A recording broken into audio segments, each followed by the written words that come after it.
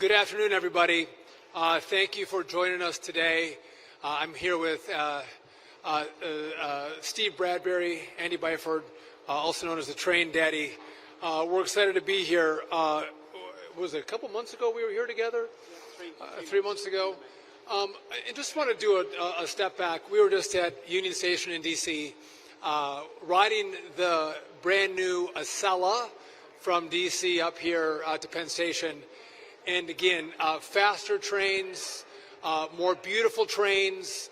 We're going to be able to carry more passengers on the Northeast Corridor, which means, I think, better pricing and better revenue for Amtrak. All very important. And again, clean, beautiful trains that I think are worthy of the greatest country on the face of the earth. We also announced this morning that we are going to, at DOT, with Amtrak, reclaim Union Station. We are going to revitalize it, reinvest in it, and again, in our capital city, our train station deserves to be a showcase of the greatest country on the face of the earth, America, in Washington, D.C. We want to bring in more restaurants, more retailers. That wasn't happening, so we had to rethink the partnerships that we have to revitalize Union Station. But today we're here to talk about Penn Station. And as all of you have reported, or most of you have reported, we have pulled this project back from MTA. I have not been shy in expressing my frustration with MTA. They spend a lot of money. I'm not pleased with their deliverables, and I didn't have faith that they could deliver on this project. And some have said, well, this administration doesn't care about transit, or this administration doesn't care about trains. What I just talked to you about is with what we've done at Union Station and with the Acela and what we're doing here at Penn Station, your takeaway should be, actually, we do care about transit, we do care about trains, we do care about subways, we care about buses, but we care about the deliverables to the American people. How do we serve the American people? How do you serve New Yorkers, or those in New Jersey, or those in the greater Washington, D.C. area? That's what matters to us. Not spending money, but delivering on the investments that our taxpayers actually make in these systems.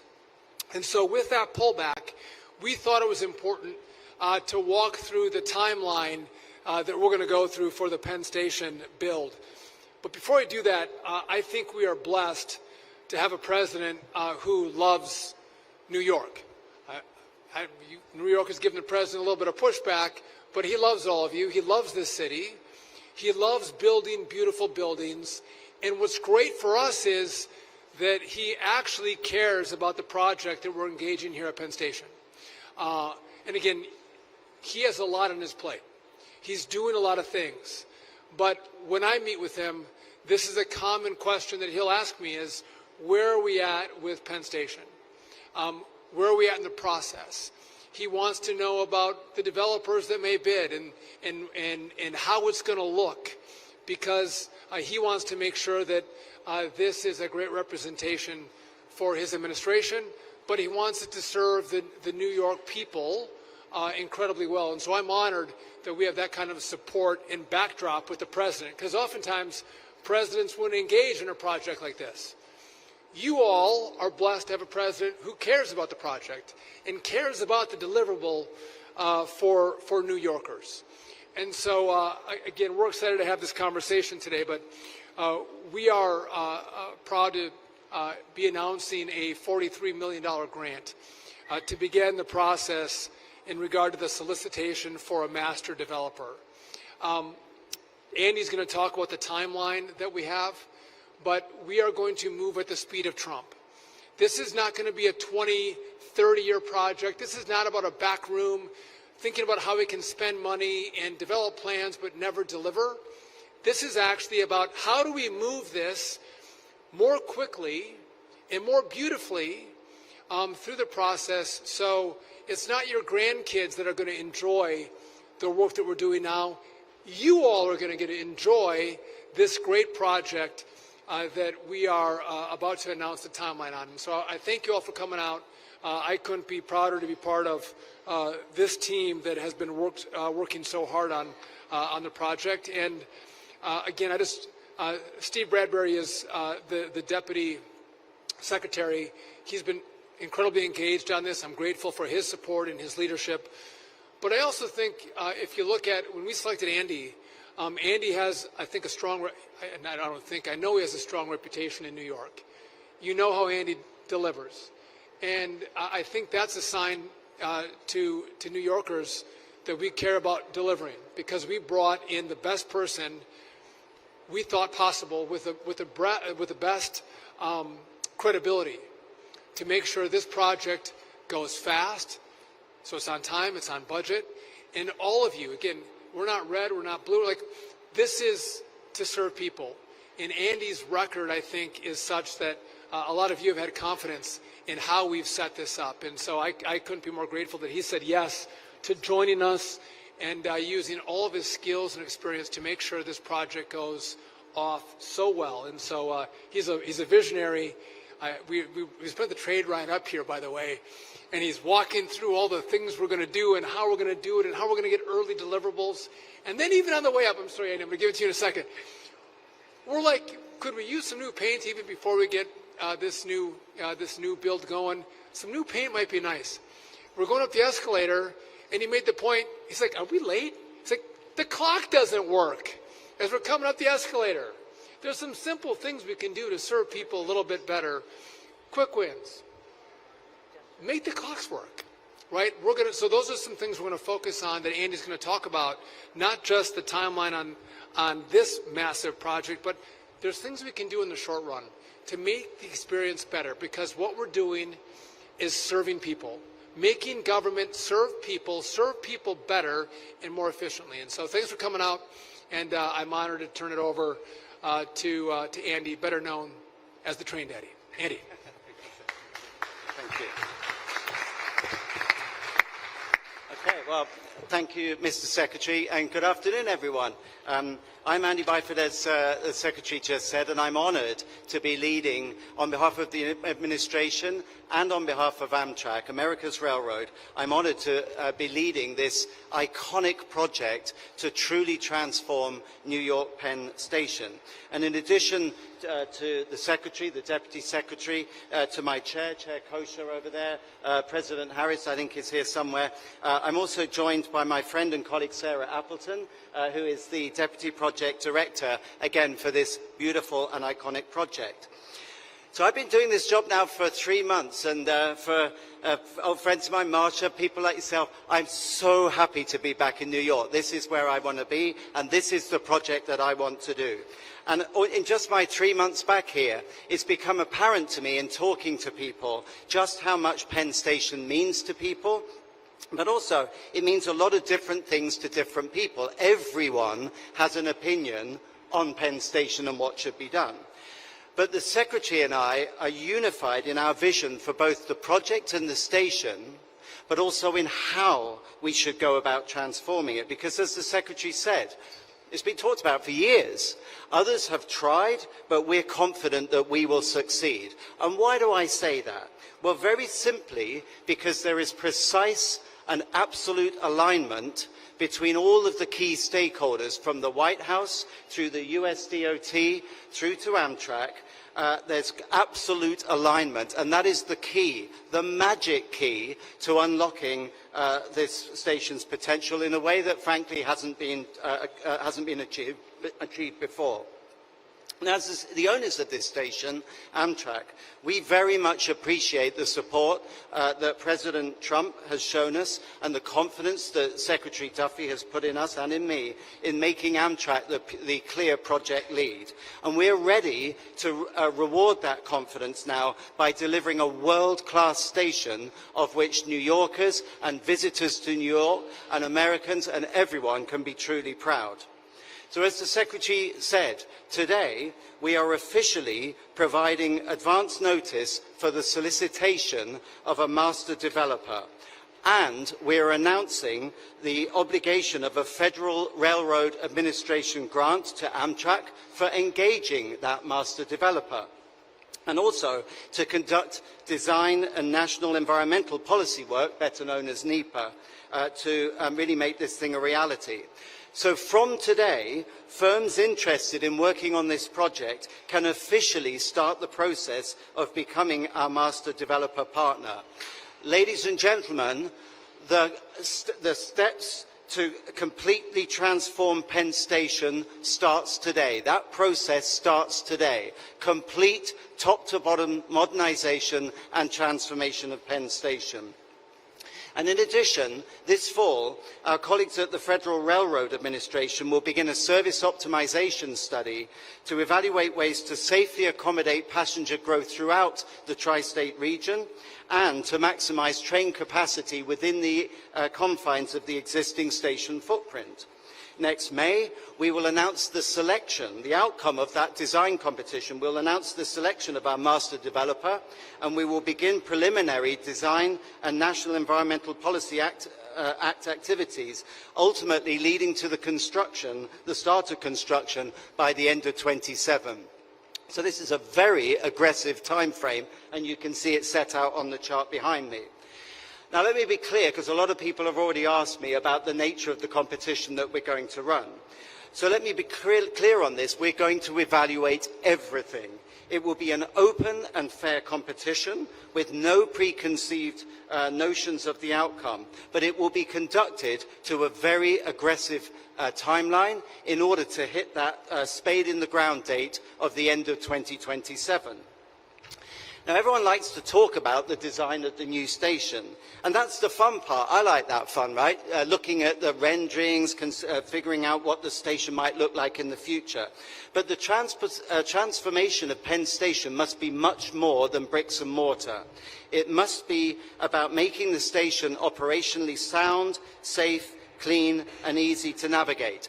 And I want in the future this station to ooze excellence in every form. I want every interaction with customers to be consistently excellent. Every single aspect, including, Mr. Secretary, making sure that the clocks work. We will ultimately select and implement the safest, most efficient and timely proposal that makes the best use of customer and taxpayer dollars. And we've already made great progress over the past few months, and we're determined to complete this work on an expedited schedule. So, in just the last 3 months, we've been looking to hire a public-private partnership, or P3 legal advisor. We've done that, Sarah, right? Check, already done. We have a legal advisor on board. We're now looking to bring on a P3 financial advisor. That process has started. We're about to make that appointment. And we've already started a third process to bring on board a P3 project management and construction manager partner.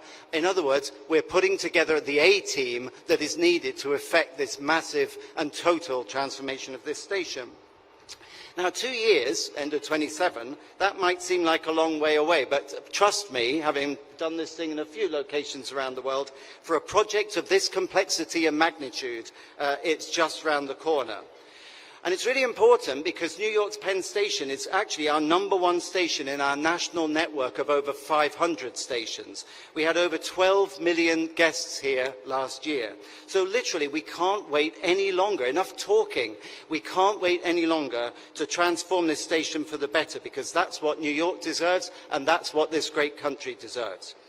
So in conclusion, Secretary Duffy and the administration have brought a real sense of urgency and clarity to the project. A lot of people have talked about it, but we're going to act upon it.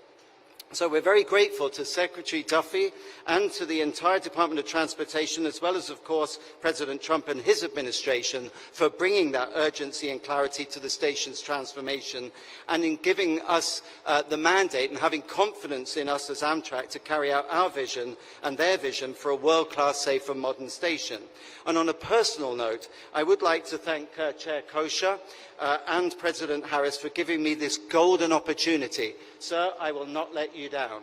I'm super focused on this, and you're standing with me right now, and I'll certainly need you to stand with me as we progress through what will be a very challenging project, but one that has to be done.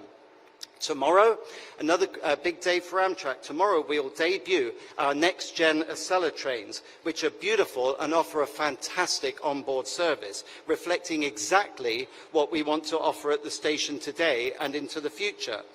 Because it's essential that our stations match our modern and safe train fleet so that customers in the future have a seamless experience from train to station. Again, what I said was everything should be excellent. Every touch point with Amtrak should be consistently excellent. We've got the trains, now it's the station's turn. So this is a truly exciting day for Amtrak and the future of Penn Station. We often talk about a new era of rail, but Amtrak's new era cannot exist without a transformed, modernized and world-class Penn Station. That's what New Yorkers deserve, and that's what they're going to get. I'd now like to invite my colleague, Deputy Secretary Steve Bradbury, to say a few words. Steve. Thank you, Andy. So the Secretary and Andy and I just had a great ride on the brand new next-gen Acela train from Washington Union Station. Goes into revenue service tomorrow. This is a big day for Amtrak. It's a beautiful train. But we also need beautiful, big, beautiful train stations, really at both ends of this axis from Washington to New York. We're working on Union Station, as the Secretary mentioned, but Penn Station, nothing's bigger than Penn Station. This is the busiest transportation hub in the Western Hemisphere, believe it or not, and look at the main entrance to Penn Station right behind me. It's dreary. This is like an underground rabbit warren. This is not what the people of New York, New Jersey, the New York area deserve, the American people. So President Trump has a vision to make it a new gleaming station. He's a builder. This is a marquee, crown jewel asset. It's right in the heart of New York City, and it deserves a transformation. Andy Byford is exactly the right person to do it. He's done it in London. He's done it here in New York previously. He's done it in Toronto.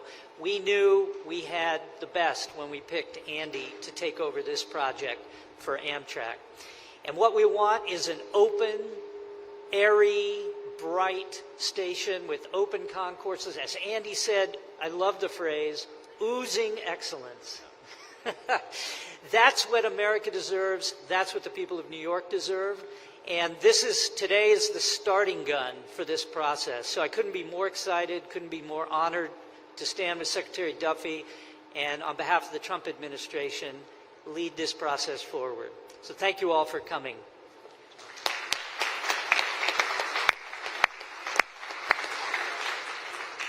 We're happy to take a couple of your questions if you have any. Yes.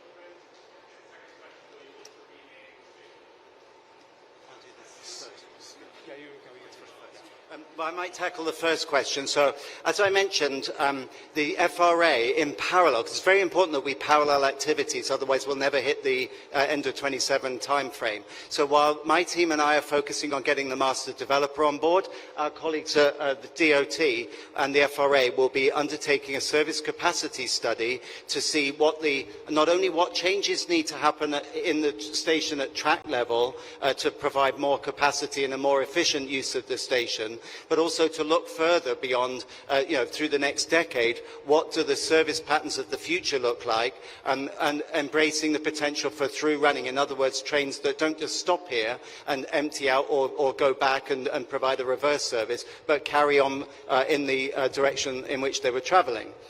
So people often say to me, does that mean you're ruling out expansion? Well, for now, that's absolutely on hold. I think it's only right that initially what we should do is look to see how we could use this station more efficiently. There's 21 tracks.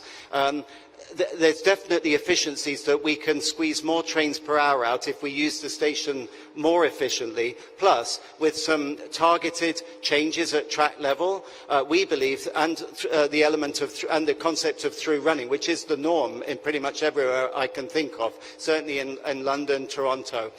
We believe that before we even countenance expansion, we should look to maximize the efficiency of the existing station first. So by doing that study, study, we can inform the master developer of any changes that we want them to make at track level.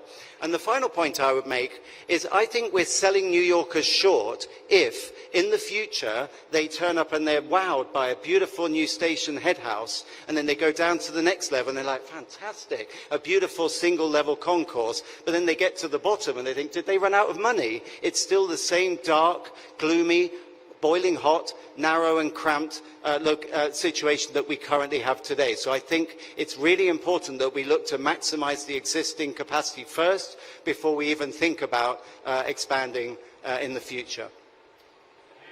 Just maybe, real quick on, if you see our chart here, there is 2 tracks. We're looking at the building, but also we're looking at optimization. What is the best path forward? And we want more data before those decisions are made. And again, we're not here to announce a name change. We're here to announce a great project and a great build. I imagine you're asking, is this going to be Trump Station? I think that has a nice ring to it, but listen, we're all working on building this project and getting it done. And if you want to have a conversation about name changes, that's a conversation that could happen at some other point. We want to get this build off the ground and get this moving for New York. Yes.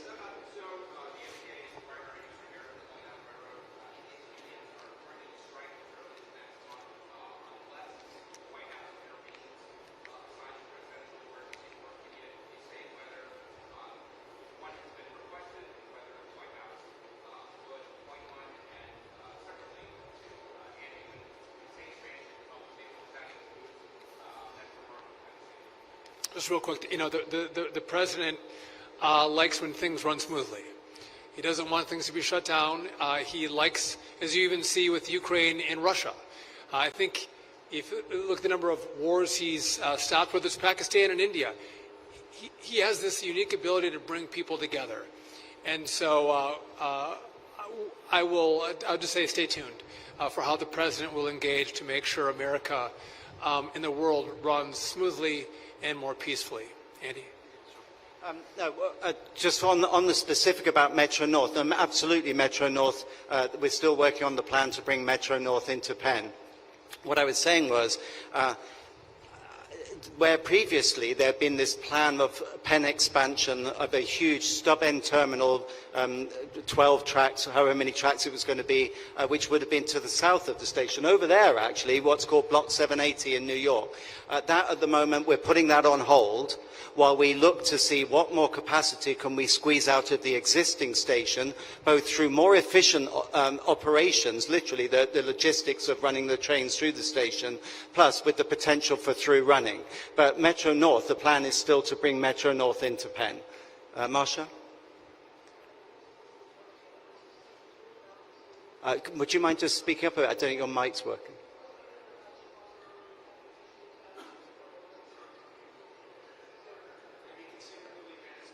Oh. The competition we're going to run will not specify whether Madison Square Gardens stays in place or whether it moves. I would rather run an open competition. The whole point of this competition is it's a P3 competition. Let's see what people's ideas are. I'm aware of a number of ideas already. Some are predicated on the garden staying put. Some are predicated on the garden moving. I'm not going to opine on that. I would rather we see what ideas are out there, and then we'll deal with that at a later date. During the competition, though, we will evaluate the various proposals against a series of criteria. And obviously, whether the garden moves or stays put will be decided over time, and we'll take a look at what the pros and cons of that are and what implications there are for cost and for time frame. So starting as of now, we're making no assumptions on that. So.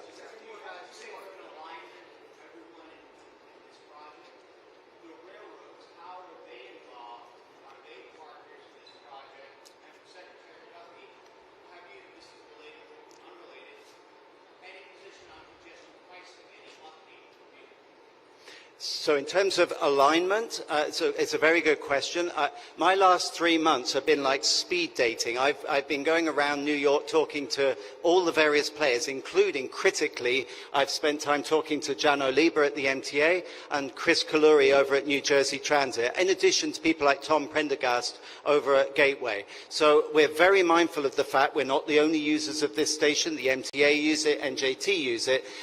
We all have a common objective. I have yet to meet anyone who said this station's fine as it is, leave it as it is, we like it, we like the status quo. No, everyone recognizes this is not good enough, that New York and New Yorkers deserve a better station than this. So what we're going to do is work with our colleagues, with New Jersey, with the MTA, to truly transform this place, and we can only do that by working in partnership. Those conversations are already happening. You watch, there's going to be an intensive round of discussions and negotiations over the next few coming months, leading up to that critical timeline of spade in the ground by the end of 27.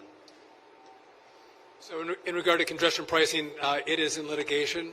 I maintain my point that to drive a car in New York City, you shouldn't have to be an elite. You shouldn't have to be wealthy. I think your streets should be open to everybody, not just those who can afford to pay the congestion pricing. But with that, you've heard me say too, if you're going to be forced off the roads, which I don't think you should be, I don't think just the rich should be able to drive on your roads, but if that is the position of the elected leaders that you all vote for, well then, and the trains that you're going to ride, it should be safe. It should be clean. And I do not think they are. And so I think those are 2 points. Again, roads should be free. You should have access into the city. The federal taxpayers have partnered greatly with New York to make that happen. And again, I think there's a long way New York could go to make your trains and your subway system a lot safer. And I think, by the way, I don't think you have, I just even look at New York City, Washington, D.C., and the progress that the president has made in 2 weeks in driving down crime. And a lot of folks in D.C. have said, well, listen, it actually feels kind of nice to have less crime. I'm not afraid of being carjacked. I'm not afraid of being burglarized or being murdered. I can walk on the streets a little later at night because I'm not afraid. And they didn't realize they could have that. And I think for all of you, you don't have to live in a city where you don't feel safe on your subway or your subways aren't clean. I think you deserve better than what you're being offered. And I think you should demand more from MTA, and I think you should demand more from your elected leaders to say, we don't think elites are the only ones who can drive into the city, just the ones who can afford it. I think that's shameful. And I think you all should push back on that ideology because, again, we do believe in equal access. And this is not equal access. And I've heard more complaints from mostly Democrats, not a lot of Republicans here. Democrats complain about it because they see how unfair it is and how elitist it is.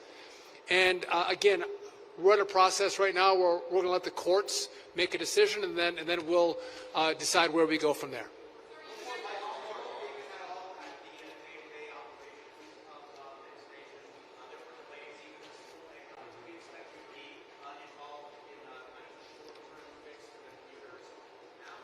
Well, as the Secretary alluded, I'm very interested in quick wins. It's an expression I've used at the TTC at New York City Transit. I'm always on the lookout for things where we can effect immediate improvements. So we do have a very good operational team. I'm not going to interfere with the operational teams, but I'm certainly not going to be a passive observer in that either.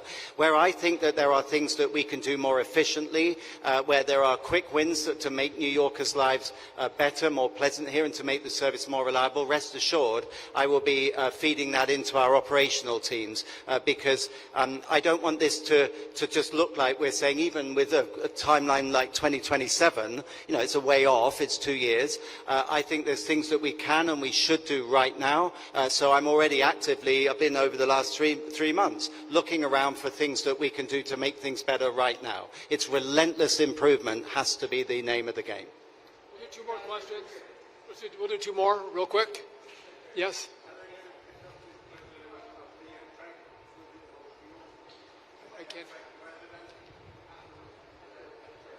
All right, anybody else over here? Yes.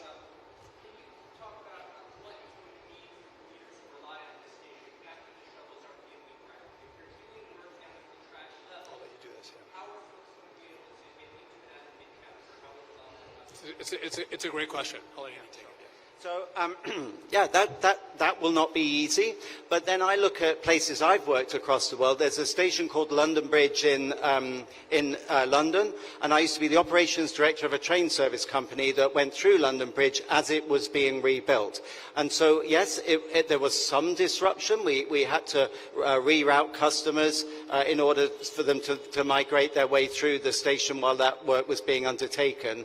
But as long as you get your signage right and your wayfinding right, as long as the customers feel that they know where to go and the staff look after them, our colleagues, our operational colleagues are well trained, I think New Yorkers will accept that in order to totally transform this place, there will need to be some changes along the way.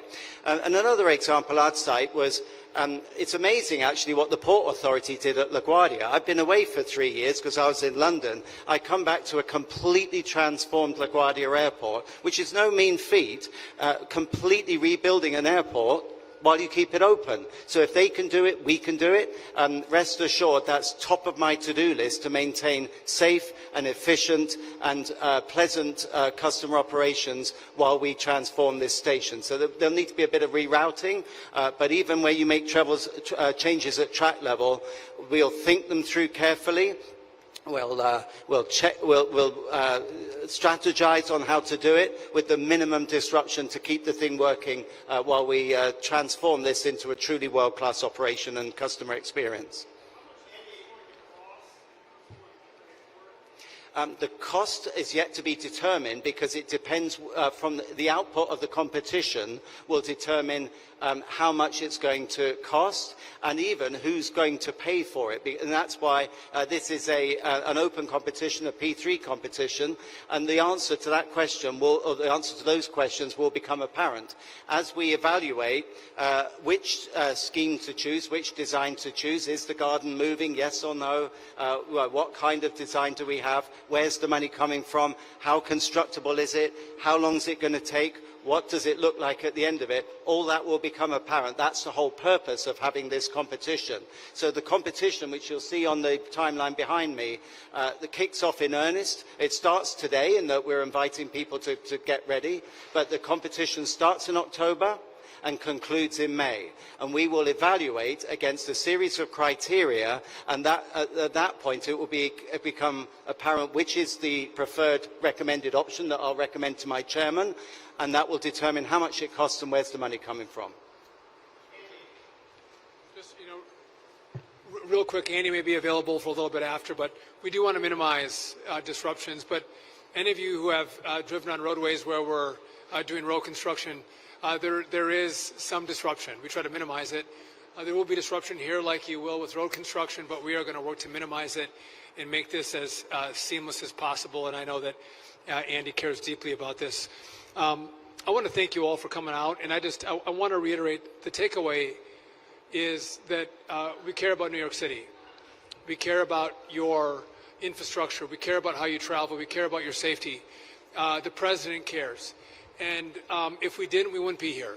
This project is not the easiest of projects to undertake. This is a complicated project, which is probably why there's been a lot of conversation about it, a lot of drawings about it, but nothing has ever happened because it's hard. And this administration is not afraid of taking on hard projects because we think you deserve us taking on those projects so you have a better city to live in. And that's why we're here. That's why we're engaging, not just with Penn Station or Union Station, but air traffic control. And across this administration, we're not afraid to change people's lives for the better because we're going to fix complicated problems and make those solutions serve the American people, and on this project, New Yorkers, way better. Thank you for coming out, and I'll look forward to keeping you all posted as the project moves forward. And again, I couldn't be prouder of Andy. Gratefully said yes, and again, I think he has the confidence of this city that we have the right guy in the job to deliver for your city. Thank you very much.